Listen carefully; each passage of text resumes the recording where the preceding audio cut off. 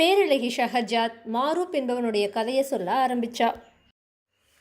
முன்னொரு காலத்தில் எகிப்து நாட்டுடைய தலைநகரான கெய்ரோவில் ஒரு செருப்பு தைக்கும் தொழிலாளி இருந்தான். அவனோட பேரு மாரூப். கடின உழைப்பாளி, நேர்மையாளன். அவனுக்கு பாத்திமான்னு ஒரு மனைவி இருந்தாள். அவளோ ரொம்பவுமே கொடுமைக்காரி. மாரூப்பை ஆட்டி படைப்பா. அவளை கண்டாலே நடுங்கி சாவா மாரூப். அவள் என்ன நினைக்கிறாளோ அது நடந்தே தீரணும், இல்லைன்னா மாரூப்புடைய கதி அதோ கதி தான். ஒரு நாள் பாத்திமா தன்னுடைய கணவன் மாரூப் கிட்ட தேனும் வெண்ணையும் வாங்கி வரும்படியாக சொல்லியிருந்தா. வீட்டுக்கு திரும்பும்போது வாங்கிட்டு போகணும். அன்றைய தினம் முழுவதுமா அவனுக்கு வேலை எதுவுமே கிடைக்கல. மாலை பொழுது வந்துச்சு. அவன்கிட்ட ஒரு சல்லி காசு கூட இல்லை. மனம் மிக நோந்து போய் செருப்பு தைக்கிற கருவிகளை மூட்டை கட்டி வச்சுட்டு கடை தெருவில் நடந்து போனா மாரூப். கடை தெருவில் ஒரு கடைக்காரன் மாரூப்புக்கு தெரிந்தவர். அவனுடைய கடைக்கு போய் கடனாக தேனும் வெண்ணையும் வாங்கிட்டு வீட்டுக்கு போய் தன்னுடைய மனைவி கிட்ட கொடுத்தா. அதை கையில் வாங்கியதும் பாத்திமா கடுமையான கோபம் கொண்டா. தேன் முழுவதையும் சாக்கடையில் கொட்டுனா. இது நல்ல தேனா? இது வெறும் சர்க்கரை பாகு. உன்னை கடைக்காரன் நன்றாக ஏமாற்றி விட்டான்னு கூச்சலிட்டா. அதுக்கப்புறமா வெண்ணெய் பொட்டலத்தையும் பிரித்தா. இதுவும் புளித்து போயிருக்கிறதே அப்படின்னு சொல்லி அதையும் வீசி எறிந்தா. அப்படியும் அவளுக்கு கோபம் தனியல. மாரூப்புடைய மயிரை பிடித்து இழுத்து முகத்தில் 2 குத்துகள் விட்டா. அவனுடைய வாயிலிருந்து ரத்தம் கொட்டுச்சு. அப்படியும் ஆத்திரம் தீராம வாய்க்கு வந்தபடியெல்லாம் அவனை திட்டிக் கொண்டிருந்தா. அதுக்கப்புறமா அயர்ந்து படுத்து தூங்கிட்டா. அப்பாவியான மாரூப் எதுவும் பேசாம தன்னுடைய முகத்தையும் வாயையும் நீரால சுத்தம் செய்து கொண்டா. தானே உணவை எடுத்து போட்டுட்டு சாப்பிட்டு படுத்துட்டா. இரவு மாரூப்புடைய மனைவி போட்ட கூச்சல் அக்கம் பக்கத்தார தொந்தரவுக்கு உள்ளாக்குச்சு. அதனால அவங்க புகார் செய்தாங்க. மறுநாள் காலையில் நீதிபதி கிட்ட இருந்து சேவகர்கள் வந்தாங்க. மாரூப்பை நீதிபதி கிட்ட அழைச்சிட்டு போய் நிறுத்தினாங்க. ஏன் உன்னுடைய மனைவியை நேற்று இரவு அடித்து ரகளை செய்தாய்னு நீதிபதி கேட்டாரு. ஐயா, என் மனைவியை நான் அடிக்கவில்லை, அவள்தான் என்னை அடித்து விட்டாள்னு நடந்த கதையை சொன்னா மாரூப். மனைவி கிட்ட அடி வாங்கிய ஒரு ஆணை நீதிபதி இப்பதான் முதலாக பார்க்கிறாரு. அவருக்கே சிரிப்பு வந்துடுச்சு. மாரூப்புடைய நிலைமைக்கு வருந்தி அவனுக்கு ஆறுதல் சொல்லி ஒரு பொற்காசு பரிசாக கொடுத்து அனுப்பி வைத்தாரு. அவனும் தன்னுடைய கடைக்கு வந்து உட்கார்ந்து கொண்டு செருப்பு தைக்கிற தொழிலில் ஈடுபட்டா. சற்று நேரத்துக்கெல்லாம் வேறு சில சேவகர்கள் வந்து நீதிபதி அழைத்து வரும்படியாக கூறியிருக்கிறார், உடனே புறப்படுன்னு சொன்னாங்க. இப்போதுதானே கொஞ்ச நேரத்துக்கு முன்னர் நான் நீதிபதியிடமிருந்து வருகிறேன்னு சொன்னா மாரூப். இப்போது அழைத்திருப்பவர் வேறு நீதிபதி, உடனே புறப்படுன்னு சொன்னாங்க சேவகர்கள். சரின்னு சொல்லி சேவகர்களோடு மாரூப் புறப்பட்டா. நீதிபதி அவனை விசாரித்தாரு. அவரிடமும் தான் இரவுல மனைவியால் அடிக்கப்பட்டதை எடுத்து சொன்னான். அந்த நீதிபதியும் பரிதாபப்பட்டு அவனுக்கு ஒரு பொண்ணை பரிசா கொடுத்து இனி அக்கம் பக்கத்தாருக்கு இடைஞ்சல் ஏற்படும்படியாக மனைவியிடம் சண்டை போடக்கூடாதுன்னு எச்சரித்து அனுப்பிவிட்டாரு. மறுபடியும் கடையில் வந்து அமர்ந்து செருப்புகளை தைத்து கொண்டிருந்தா மாரூப். அப்போ முதல் நீதிபதி கிட்ட அழைச்சிட்டு போன சேவகர்கள் மறுபடியும் வந்தாங்க. உன்னை நீதிபதியிடம் நாங்கள் தானே அழைத்து சென்றோம், நீ மட்டும் அவரிடம் பரிசு வாங்கி கொண்டு வந்தாயல்லவா, எங்களுக்கு உண்டான கூலியை நீதான் தர வேண்டும்னு சொன்னாங்க. இது கேட்டுட்டு மாரூப் சிரித்து கொண்டா. முட்டாள்களே, உங்கள் நீதிபதி மட்டும்தான் எனக்கு பரிசு தந்தார் என்றா நினைத்து கொண்டிருக்கிறீர்கள்? அடுத்த பகுதியின் நீதிபதியும் அழைத்திருந்தார், அவரும் ஒரு பொண்ணை பரிசாக கொடுத்தார்னு சொன்னான். உடனே வந்திருந்த சேவகர்கள், அப்படியானால் எங்களால் தானே உனக்கு 2 பொன்கள் பரிசு கிடைத்திருக்கின்றது, அதை எங்களுக்கு கூலியாக கொடுத்து விட வேண்டும்னு வற்புறுத்தினாங்க. மாரூப் எவ்வளவு சொல்லியோ அவங்க விடவே இல்லை. கடைசியா அவங்கிட்ட இருந்த 2 பொற்காசுகளையும் அவங்க பிடுங்கி கொண்டே போயிட்டாங்க. அவங்க போன கொஞ்ச நேரத்துக்கெல்லாம் 2வது நீதிபதி கிட்ட அழைச்சிட்டு போன சேவகர்கள் வந்தாங்க. மாரூப், முதல் நீதிபதியின் சேவகர்களை வழியில் பார்த்தோம், அவர்களுக்கு நீ 2 பொற்காசுகளை பரிசாக கொடுத்தாயாமே, எங்களுக்கும் நீ 2 பொற்காசுகளை கொடுத்துத்தான் ஆக வேண்டும்னு அவங்க மாரூப்பை மிரட்டினாங்க. தன்னிடம் தற்போது எதுவுமே கிடையாதுன்னு எவ்வளவோ சொல்லி பார்த்தா மாரூப். ஆனால் அவங்க போவதா இல்லை. என்ன செய்யறதுன்னு தெரியாமல் விழித்தா. உன்னுடைய தொழிற்கருவிகளை விற்றாவது 2 பொன்கள் கொடுத்தே ஆக வேண்டும்னு சேவகர்கள் மறுபடியும் மிரட்டினாங்க. கடைசியில் தன்னுடைய கருவிகளை எல்லாம் வந்த விலைக்கு வித்துட்டு அந்த பணத்தை அவங்களுக்கு லஞ்சமாக கொடுத்து அனுப்பி வச்சா மாரூப். தலை மேலே கையை வச்சுட்டு கவலையாக உட்கார்ந்திருந்த மாரூப் கிட்ட அக்கம் பக்கத்தில் இருந்தவங்க எல்லாம் ஓடி வந்து, 2 பிராந்திய நீதிபதிகள் விசாரித்ததோடு அல்லாமல் இப்போது பிரதம நீதிபதியின் சேவகர்கள் உன்னை கைது செய்ய வருகிறார்கள், அவர்கள் முரடர்கள், உன்னை அடித்தாலும் அடித்து விடுவார்கள், எனவே எங்கேனும் தப்பித்து ஓடிவிடுன்னு சொன்னாங்க.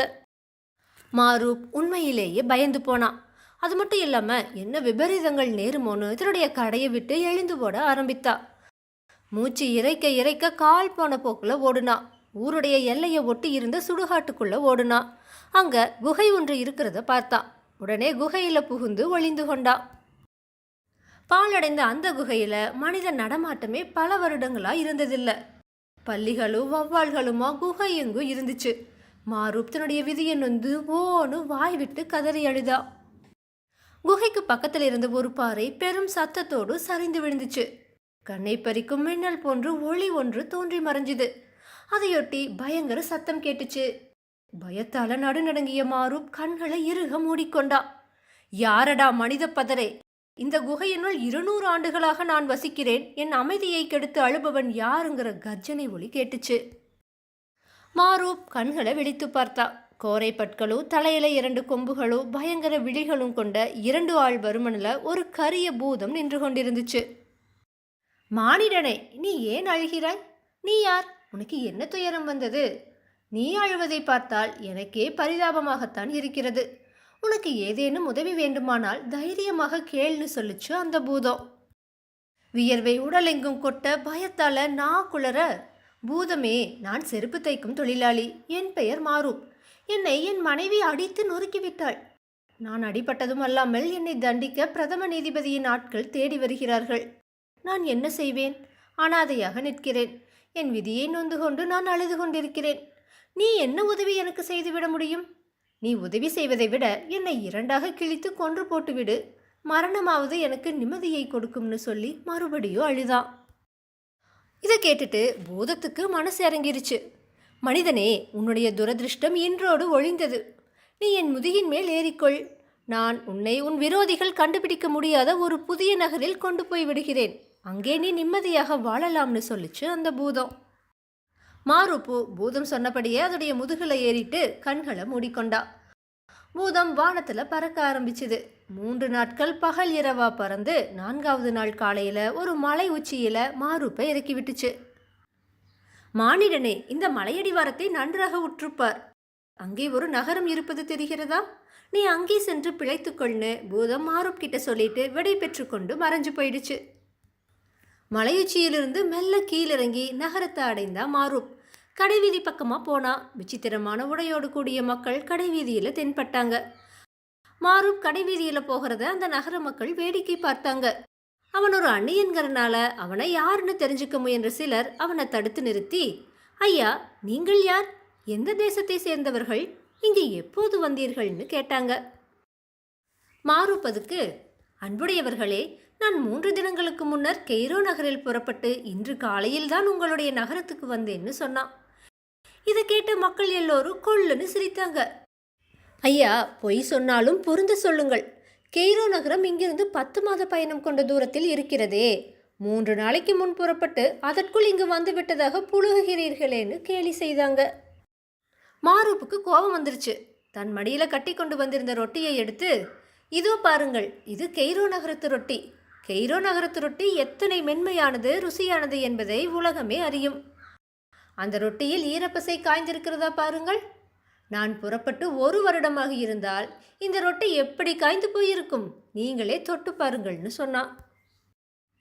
தாங்கள் இதுவரை திண்டிருக்கும் கரடு முரடான ரொட்டியை போல இல்லாம விசித்திரமா இருந்த ரொட்டியை தொட்டு பார்க்க முட்டி மோதி கொண்டு வந்து மாரூப்ப 4 பக்கமும் நெருக்க ஆரம்பித்தாங்க மக்கள்.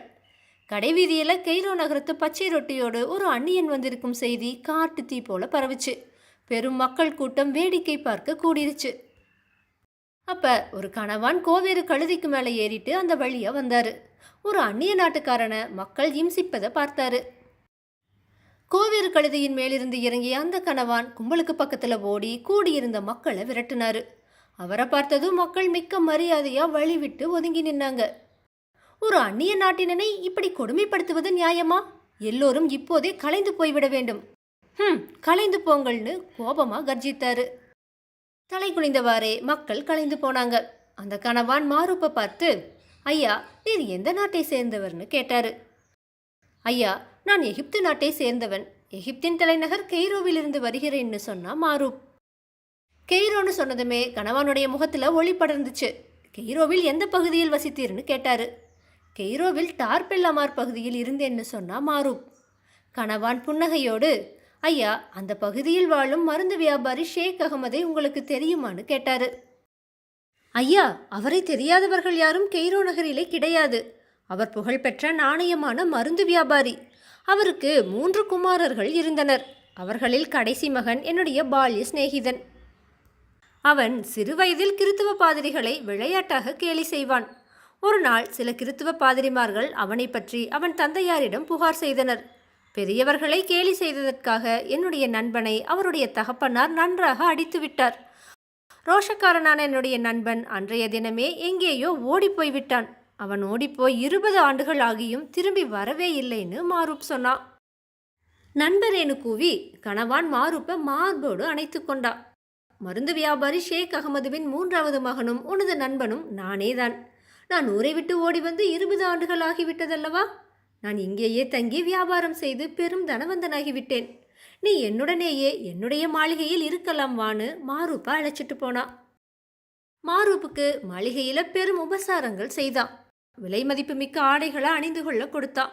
நகரத்து வியாபாரிகளை எல்லாம் அழைத்து, மாரூப் ஒரு பெரிய பணக்காரனோ, கோடிக்கணக்கான மதிப்புடைய சரக்குகளோடு அவருடைய கப்பல்கள் வந்து கொண்டிருக்கின்றனோ, இவர் மட்டும் வியாபாரம் பேசி முடிக்க முன்னதாகவே வந்து விட்டதாகவும், அது மட்டும் இல்லாமல் தன்னுடைய நெடுநாளைய சிநேகிதர்னு சொல்லி அறிமுகப்படுத்தி வைத்தா.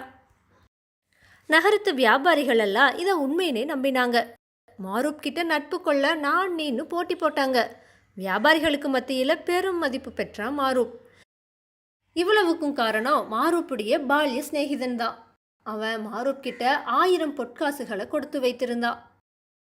பிச்சை கேட்டு வந்தவர்களுக்கெல்லாம் அந்த 1000 பொன்னையும் தாராளமாக வாரி வழங்குனா மாரூப். தினமும் 1000 பொண்ணை ஏழைகளுக்கு பிச்சை இடுவது என் நண்பனுடைய வழக்கம்னு வியாபாரிகள் கிட்ட கணவான் சொல்லி வைத்தான். தினமும் 1000 பொன் பிச்சையிடும் வள்ளலாகிய இவன் எவ்வளவு பெரிய செல்வந்தனாய் இருப்பான்னு நகரத்து வியாபாரிகள் எல்லாம் வியந்து போனாங்க. அதுக்கப்புறமா எல்லோரும் விடை பெற்று கொண்டு போனாங்க. நண்பரே, இது என்ன விளையாட்டு? தினம் 1000 பொன் பிச்சையிட நான் எங்கே போவேன்னு சொன்னா மாரூப். அன்பரே, இந்த முட்டாள் வியாபாரிகள் இனி போட்டி போட்டுக்கொண்டு உனக்கு கடன் தருவார்கள். நீ தாராளமாய் அவர்களிடம் கடன் வாங்கி இஷ்டப்படி செலவு செய்து தான தர்மங்கள் செய்து கொண்டு இரும். கடனை யாராவது திருப்பி கேட்டால் கப்பல்களில் வரும் சரக்கு உனக்கு வேண்டுமா வேண்டாமா என்று கேள். இப்படியே ஒவ்வொரு வியாபாரியிடமும் மற்றவனுக்கு தெரியாமல் சொல். ஒரு பயலும் கொடுத்த கடனை திருப்பி தருமாறு உன்னை கேட்கவே மாட்டான்னு கணவான் மாரூப்புக்கு போதித்தான். மறுநாளிலிருந்தே ஒவ்வொரு வியாபாரியிடமும் கப்பல்களில் வரும் சரக்கு உனக்கேதான்னு சொல்லி பல்லாயிரக்கணக்கில் பொன் கடன் வாங்கிவிட்டான் மாரூப். ராஜபோகமான வாழ்க்கையை நடத்தினான். எந்த நேரமும் மாரூப்புடைய மாளிகை வாசல்ல மக்கள் கூட்டம் இருந்து கொண்டே இருக்கும். வரும் மக்கள் அனைவருக்கும் பணமாகவோ துணிகளாகவோ தாராளமாக வாரி வழங்கி கொண்டிருந்தா மாரூப். நகரம் எங்கும் கப்பல் வியாபாரி மாரூப்புடைய தயால குணத்தை பற்றியும் வள்ளல் தன்மையை பற்றியும் பேச்சாக இருந்துச்சு. இப்படியே 3 மாதங்கள் கழிஞ்சுது. ஒவ்வொரு வியாபாரியிடமும் ஆயிரக்கணக்கில் மாரூப் கடன் வாங்கியிருந்தா. ஒருவருக்கு திருப்பி தரல. கப்பல்களும் வந்த பாடில்ல. வியாபாரிகள் சந்தேகப்பட ஆரம்பித்தாங்க. அதுக்கப்புறமா அனைவரும் ஒரு நாள் ஒன்று கூடி மனம் விட்டு பேசிக்கொண்டாங்க. ஒவ்வொரு வியாபாரியிடமும் கப்பல் சரக்குகள் உனக்கேதான்னு சொன்ன மாரூப்புடைய தந்திரம் அம்பலமாயிடுச்சு. அவரவர்கள் கடனாக கொடுத்தது எவ்வளவுன்னு கணக்கிட்டாங்க. 10 லட்சத்துக்கு அதிகமான பொற்காசுகள் மாரூப் கடன் வாங்கியிருக்கா. வியாபாரிகள் ஒன்று கூடி மன்னர்கிட்ட போய் அந்நிய நாட்டு கப்பல் வியாபாரின்னு சொல்லிக்கொண்டு மாரூப் என்பவன் தங்களை ஏமாற்றியதை முறையிட்டாங்க. வியாபாரிகள் முறையிட்டுக் கொள்வதற்கு முன்னரே மாரூப்புடைய புகழ் மன்னருடைய காது வரைக்கும் எட்டியிருந்துச்சு. மன்னன் ரொம்பவுமே பேராசைக்காரன். வாங்கிய கடன்ல தான் ஒன்றும் வைத்து கொள்ளாம ஏழை எளியவர்களுக்கே வாரி வழங்கும் மாரூப் உண்மையிலேயே பெரிய பணக்காரனாய்த்தான் இருக்க வேண்டும்னு நம்பினான். அவனுடைய கப்பல்கள் இங்கு வந்து சேர்ந்ததும் எல்லா சரக்குகளையும் நாமே கஜானா பணத்தை கொண்டு வாங்கிவிட வேண்டும். அதனால் இரட்டிப்பு லாபம் கிடைக்கும். இந்த வியாபாரிகள் அநியாய விலைக்கு அவற்றை வாங்கி கொள்ளை லாபம் அடிக்கவே மாரூப்புக்கு கடன் கொடுத்து மடக்கி இருக்கிறார்கள்னு நம்பினான். கப்பல்கள் வருவதற்குள்ள தன்னுடைய மகளை மாரூப்புக்கு திருமணம் செய்வித்து அவனை மருமகனாக்கி கொண்டா கப்பல்களை வரும் கோடிக்கணக்கான மதிப்புடைய பொருள் நமக்கே சொந்தமாகிவிடும்னு தீர்மானித்தா அரசன். புகார் செய்த வியாபாரிகள் கிட்ட தான் மாரூப்பை விசாரிப்பதா கூறி திருப்பி அனுப்பி வைத்தான். உடனே மந்திரியை வரவழைத்தா. தன்னுடைய அபூர்வ யோசனைய மந்திரியார்கிட்ட விளக்குனா மன்னன். மந்திரியார் மட்டும் சந்தேகம் கொண்டாரு. இது ஏதோ ஏமாற்று வேலைதான்னு தன்னுடைய சந்தேகத்தை மன்னர்கிட்ட சொன்னாரு. பேராசைக்கார மூடனாகிய மன்னன் மந்திரியார் பொறாமையால் தான் இப்படி சந்தேகப்படுகிறார்னு அவர் மேல எரிந்து விழுந்தாரு. உமக்கு சந்தேகம் இருந்தால் அரண்மனைக்கு மாரூப்பை அழைத்து சோதித்து பார்க்கலாம்னு சொன்னாரு. மாரூப் அரண்மனைக்கு வரவழைக்கப்பட்டான். மன்னருக்கு முன்னிலையில மந்திரியார் ஒரு மெல்லிய பொற்சங்கிலிய மாரூப் கிட்ட கொடுத்தாரு. இது நல்ல தங்கத்தால் செய்ததுதானா, என்ன விலை பெறும் என்பதை கூறுங்கள்னு கேட்டாரு. மாரூப் திணறி போனான். திகைப்படைந்த நேரத்துல விரல்களுக்கு இடையில அந்த மெல்லிய சங்கிலிய சற்று அழுத்தி பிடித்தான். அது பல துண்டுகளா ஆகிடுச்சு. திகைப்பு நீங்கிய மாரூப் மிக சாமர்த்தியமா, மந்திரியாரே, இந்த சங்கிலி மட்டமான பொன்னால் செய்யப்பட்டிருக்கிறது. இந்த அரண்மனையில் உள்ள நகைகளை எல்லாம் மட்ட பொன்னால் இப்படித்தான் செய்திருக்கிறீர்களா?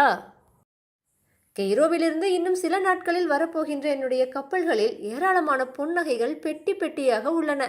அத்தனையும் பத்தரை மாற்று தங்கத்தினால் செய்யப்பட்டவை. அந்த நகைகளில் பதித்திருக்கும் வண்ணக்கற்களை நீங்கள் பார்த்திருக்கவே மாட்டீர்கள்னு சொல்லி கண்களை அலட்சியமா சிமிட்டினா மாரூப். பேராசைக்கார மன்னன் பெட்டி பெட்டியாக நகைகள்னு சொன்னதுமே சொக்கி போனான். அந்த நகைகளை எப்படியும் தான் அடைந்தே தீருவதுன்னு மனதில் தீர்மானித்து கொண்டா. மந்திரியார் எவ்வளவு தடுத்து கூறியும் மன்னன் கேட்கவே இல்லை. தன்னுடைய மகளை ஒரு நல்ல நாள்ல மாரூப்புக்கு திருமணம் செய்து கொடுத்தான். மன்னருடைய மருமகனானதோ மாரூப் அரண்மனையுடைய கஜானா பணத்தை எடுத்து தர்மம் செய்ய ஆரம்பித்து விட்டான். தனக்குத்தான் கப்பல்களில் வரப்போகிற பெரும் செல்வம் கிடைக்க போகுதேன்னு மன்னனும் எதுவுமே பேசாம இருந்துட்டா. ஏறக்குறைய கஜானாவே காலியாகிற நிலைக்கு வந்துருச்சு. மாரூப்பை மணந்து கொண்ட அரசகுமாரிக்கும் கொஞ்சம் கொஞ்சமா சந்தேகம் தோன்ற ஆரம்பிச்சிருச்சு. தன் கணவனாகிய மாரூப்புடைய ரகசியத்தை எப்படியும் கண்டுபிடித்து விட வேண்டும்னு தீர்மானிச்சுட்டா. ஒரு நாள் பள்ளியறையில மாரூப்புக்கு நிறைய மதுபானங்களை தானே ஊட்டிவிட்டா அரசகுமாரி. போதை தலைக்கேறிய மாரூப் கிட்ட மெதுவா பேச்சு கொடுத்த அரசகுமாரி குடிவெறியில தான் சாமர்த்தியமா அனைவரையும் ஏமாற்றியதையும், கடைசியில மன்னரையே ஏமாற்றி அரசகுமாரிய மனைவியாக்கி கொண்டதையும் உளறுனா மாரூப். அரசகுமாரி இதை கேட்டுட்டு திடுக்கிட்டு போனான். இவனோட ஏமாற்று வேலை மட்டும் தன்னுடைய தந்தைக்கு தெரிந்தா எப்படியும் மாரூப்பை கொன்று விடுவார்னு அரசகுமாரி நடுநடுங்கினான். விடிந்தது போதை தெளிந்து எழுந்தா மாரூப்.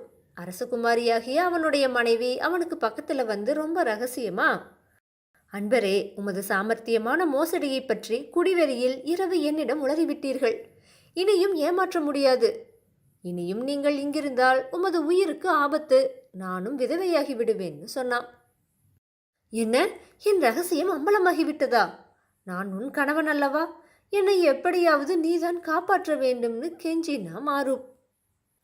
தன் கணவனாகிய மாரூப் கிட்ட அரசகுமாரி 50,000 பொண்ணை கொடுத்து அவனை சாதாரண ஒரு குடிமகனை போல வேடமிட்டு அரண்மனையை விட்டு ஓடிப்போக சொன்னான்.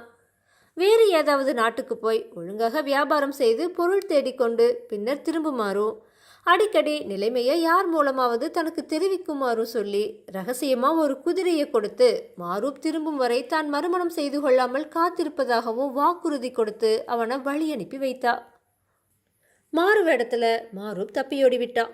விடிந்து வெகு நேரமாகியோ மாரூப் எழுந்து வந்து தன்னை காணவில்லையேன்னு மன்னன் தன்னுடைய மகளுடைய அறைக்கே வந்து விட்டான். தன்னுடைய மகள் அங்க அழுது கொண்டிருப்பதையோ மாரூப் அங்க இல்லாததையும் பார்த்த மன்னன் பதறிப்போய் மகளை விசாரிக்க தொடங்கினான். தந்தையே, இரவு நடுஜாமத்தில் சுமார் 50 கப்பல் மாலுமிகள் என் கணவரை தேடி இங்கே வந்தனர். கடலில் அவருடைய கப்பல்கள் வரும்போது அராபிய கடல் கொள்ளைக்காரர்கள் கப்பல்களை தாக்கி கொள்ளையடித்து விட்டார்களாம். ஏராளமான பொருள்களை எடுத்துக்கொண்டு ஓடிப்போய் விட்டார்களாம். கப்பல் மாலுமிகள் தீரமோடு கொள்ளையர்களுடன் போராடியதால் கொள்ளையடித்தது போக மற்றவற்றை காப்பாற்ற முடிந்ததாய் கூறினார்கள். பதறிப்போன என்னுடைய கணவர் கொள்ளையர்களை பிடித்து கொள்ளை போன பொருட்களை மீட்டுக்கொண்டு கப்பல்களோடு திரும்பி வருவதாக கூறிவிட்டு குதிரைகளில் மாலுமிகளோடு அவசரமாக போய்விட்டார். கொள்ளைக்காரர்களிடம் இவர் சிக்கிக்கொண்டால் கொடூரமான அவர்கள் இவரை கொன்று விடுவார்களே என்று அஞ்சி நடுங்குகிறேன்னு சொல்லி அரசகுமாரி அழுதா. பேராசைக்காரனான மன்னன் எப்படியும் கொள்ளை போன பொருட்களை மீட்டுக்கொண்டு கப்பல்களோடு திரும்பி விடுவான் மாரூப்னு மகளுக்கு ஆறுதல் சொன்னான். குதிரை ஏறி போன மாரூப் மனம் போன திக்கில வனம் வனாந்தரங்களை கடந்து போயிட்டு இருந்தா. பழக்காத தூரம் பயணம் செய்து விட்டா. நல்ல உச்சி வேளை. வெயில் கொளுத்துச்சு. தூரத்துல ஒரு பெரிய மரமும் அதுக்கு பக்கத்துல ஒரு வயலோ, அந்த வயல்ல ஒரு உழவன் உழுது கொண்டிருப்பதையும் பார்த்தா. அந்த இடத்தை நோக்கி குதிரைய ஓட்டினா மாரூப். மர நிழல்ல குதிரைய கட்டினான். உழுது கொண்டிருந்த விவசாயிக்கு பக்கத்துல போய், ஐயா, உண்ண உணவு ஏதேனும் தருவீர்களா? நானும் என் குதிரையும் பசியாலும் தாகத்தாலும் தவிக்கிறோம். உதவி செய்யுங்கள், உங்களுக்கு 10 பொன் தருகிறேன்னு சொல்லி பையிலிருந்து 10 பொற்காசுகளை எடுத்து விவசாயி கிட்ட கொடுத்தான். அந்த விவசாயி தன்னுடைய ஆயுள்ல 10 பொற்காசுகளை ஒரு சேர பார்த்ததே இல்லை. அகமகிழ்ந்த அவன், ஐயா, மரநிழலில் உட்கார்ந்து சற்று ஓய்வெடுத்துக் கொள்ளுங்கள். அதோ தூரத்தில் தெரியும் என்னுடைய கிராமத்துக்கு போய் நீங்கள் சாப்பிட ரொட்டியும் குதிரைக்கு பார்லியும் கொண்டு வருகிறேன்னு சொல்லிட்டே ஓடினான். பணத்தாசை யாரை விட்டுச்சு? உழுவதை கூட அப்படியே விட்டுட்டு ஓடி விட்டானேன்னு நினைத்த மாரூப் உழவன் விட்ட இடத்திலிருந்து தான் ஏர் பிடித்து உழ ஆரம்பித்தா. 2 சுற்றுகள் வயல உழுதான். 3வது சுற்று வரும்போது ஏருடைய முனை ஏதோ ஒன்றுல சிக்கிருச்சு. கழுதைகள் சிரமப்பட்டு இழுத்து ஏர் நகரவே இல்லை. ஏர் முனை மணல்ல சிக்கி கொண்டதுன்னு மாரூப் உட்கார்ந்து பார்த்தா. ஏதோ ஒரு உலோக வளையத்துல ஏர் முனை மாட்டிக்கொண்டிருந்துச்சு. தன்னுடைய பலங்கொண்ட மட்டும் அந்த வளையத்தை பிடித்து இழுத்தான் மாரூப். வளையம் கையோடு வந்துருச்சு. அது ஒரு செம்பிலான வளையமாய் இருக்குமோன்னு சந்தேகப்பட்டா. அதுக்கு மேல பச்சை நிற பாசி படர்ந்திருந்துச்சு. அது என்ன உலோகமாய் இருக்கும்னு அறிய அந்த வளையத்தை ஒரு கல்லு மேல தேய்த்தான். மாரூப் வளையத்தை கல் மேல தேய்த்ததோ புகை கிளம்பிச்சு. புகை வர வர பெரிதாகி அதன் நடுவே ஒரு பூதம் தோன்றுச்சு. எஜமானரே, நான் என்ன செய்ய வேண்டும்? ஆணையிடுங்கள்னு கை கட்டி வாய்ப்புத்தி அந்த பூதம் மாரூப் கிட்ட கேட்டுச்சு. இதில் ஏதோ மர்மம் இருக்கிறது. உழவன் வந்து போனதும் அதை அறிந்து கொள்ளலாம்னு நினைத்தா மாரூப். ஏ பூதமே, இப்போது நீ மறைந்து போ, இன்னும் சற்று நேரத்தில் உன்னை கூப்பிடுகிறேன்னு சொன்னா மாரூப். பூதம் உடனே மறைஞ்சு போச்சு. உணவு கொண்டு வர போன உழவன் சோள ரொட்டியோ குதிரைக்கு பார்லியோ ஒரு குடம் நிறைய தண்ணீரும் கொண்டு வந்து மாரூப்புக்கு கொடுத்தா.